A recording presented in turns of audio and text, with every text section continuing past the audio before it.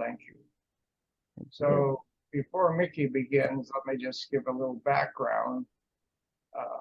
Mickee and I and 7 other bishops who are ordained into or consecrated into the Free Church or Church of Antioch.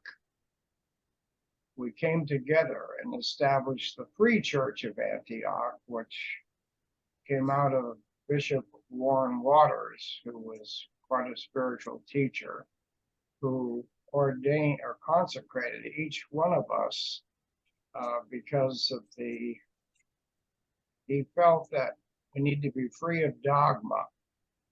We need to be free to speak from our hearts and from our intuitive knowing. And so we need to follow the God or guides within ourselves to perform our ministry. So we established then the Free Church of Antioch. And this is during the period of which I got to know Mickee.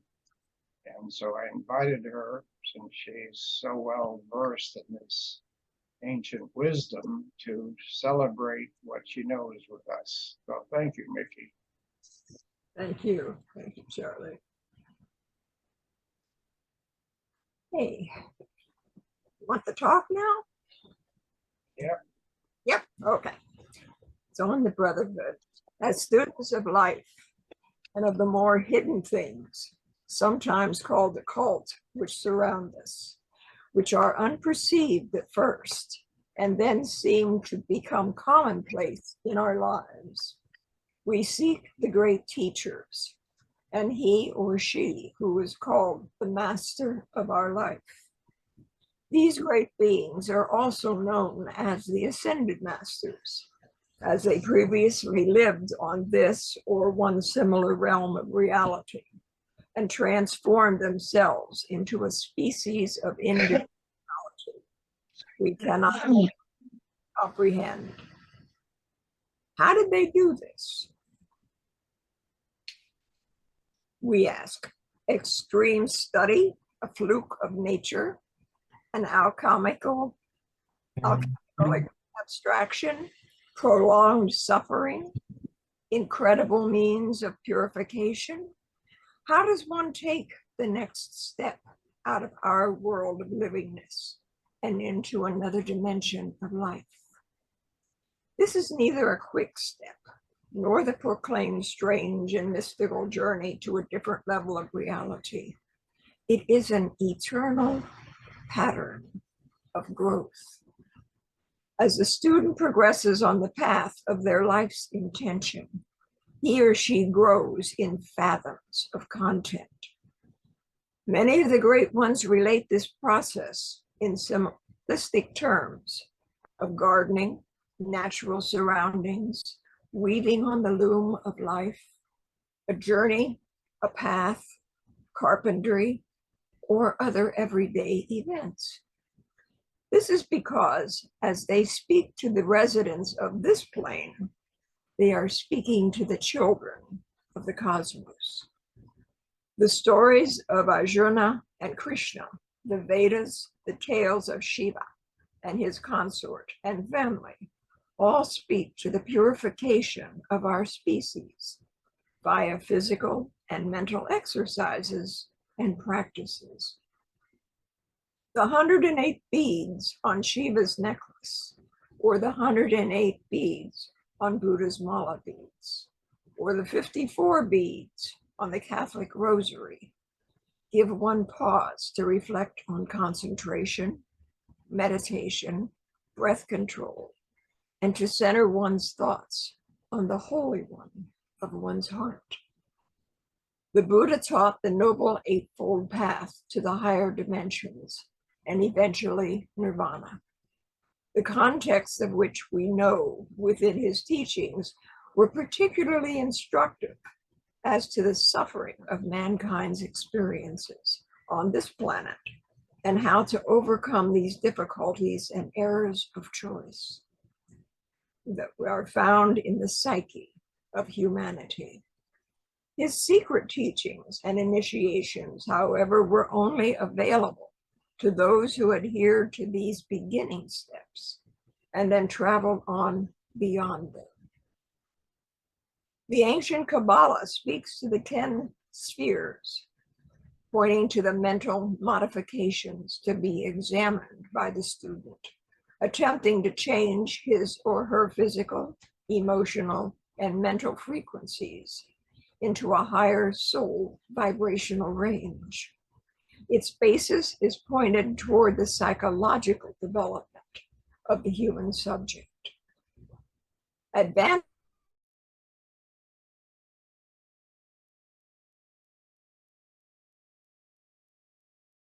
and initiations were given in the ancients who were prepared and heard the call of the great mind of the cosmos.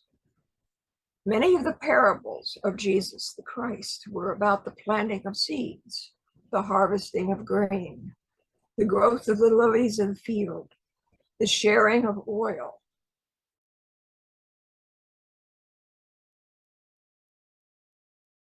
light, the using or hiding of talents and actions, removing the mote from one's eye, which enables one to see clearly, to remove the mote from an eye of a stranger or a brother.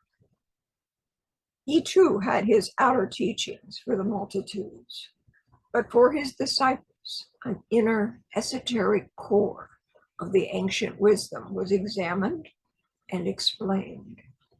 The beauty of the ancient wisdom is found in the fact that there are perceptible levels of the teaching, perfectly reflected in every facet of the intellect. For the masses, he, like Buddha, spoke of inner self-transformation and purification before one tries to change the actions and the motives of others.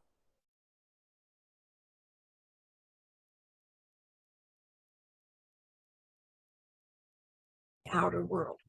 You will notice the human race was continuing through the course of these teachings and various methods used by the teachers of the hierarchy to instruct the students.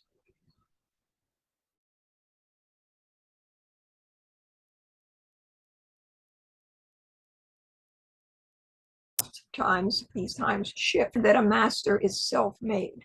God implants the original seed in the cosmic heart of the Great Mother, substance. Humanity refers to the divine feminine being as Mary, Maya, Isis, and 1,000 other names. The secret doctrine speaks of the man plants, for the root is eternal. We, like the creation of the Father, grow. Non-being proliferates into manifestation. Nature and the sum of all beauty is within each of us. The great ones, the brothers, hold these truths within their hierarchies. Their ways of instruction are not like our ways, and they have many levels and schools from which to draw their materials for lessons. Teachers come and go, as we all do in eternity. It is the everlasting dance of that which is forever, for which we have no name, and it is no number.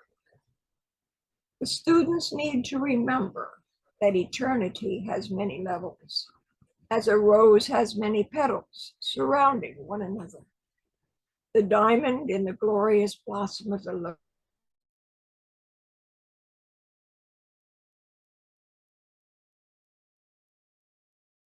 exemplifies this. None of other levels is real. Our only reality is based on the structures of this three-dimensional, four if you count time, plane of our illusory perceptions. Each plane has its own beauties and dangers. Our own is very visible to us here on this earth.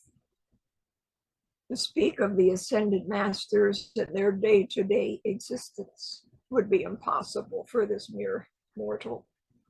Their mastery comes from inner conscious evolution, a beingness we cannot fathom, and not merely outer instruction.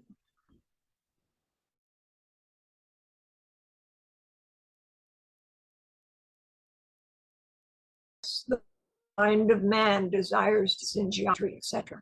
But the spirit and the great mother as one already know all these things. It grants us these tools for growth and experience, for our evolution is far beyond anything on any plane that we can ever possibly imagine. Of prime importance at this time for each of us is to hold in our constant awareness that we are all loved and we are held securely in the folds of the robe of a far greater presence than we can ever currently understand. This is the basis of the teachings.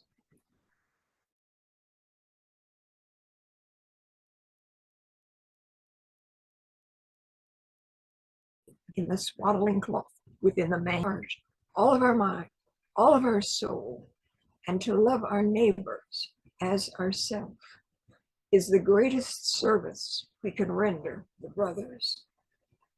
They do not judge us. They love and guide. It seems at times we are our own judge, jury, and executioner as our choices and karma stipulate. This universe and the great brothers watch over us as a teacher watches the children on the playground at recess. Attention and instruction is given, but is it received? The games all have their rules, but do we understand the boundaries and the laws? Thus we learn, and thus they, the great brothers, in love, in oneness, and in joy, teach.